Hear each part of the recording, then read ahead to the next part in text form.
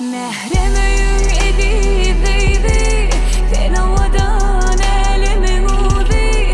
Can keven gözünün nuri, arzum itlerinin bari. Mehrem öyün edi baby, sen havadan elimin uzi. Can keven gözünün nuri, arzum itlerinin bari. Renk alan yali pek asman elem koşardan, bedelendürlerden ovadan toylu aslan. Seninle bukçalan kuanıp sen taşından, nesip etsin diğerler cana can coralan.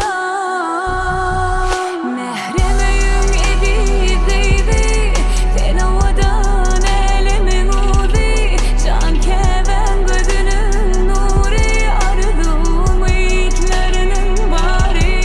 Mehrem öyün edi baby, sen havadan elimin uzi. Can keven gözünün nuri, arzum itlerinin bari. Bahtın hüncüleri akar gözlerinden, toygunun bedelen gellancının sesinden. Şöyle fırsat in bağıtlı sen, karışıktın yürekten. Şıngırdar düğmelerin, hoşlaşıp mehrem öyün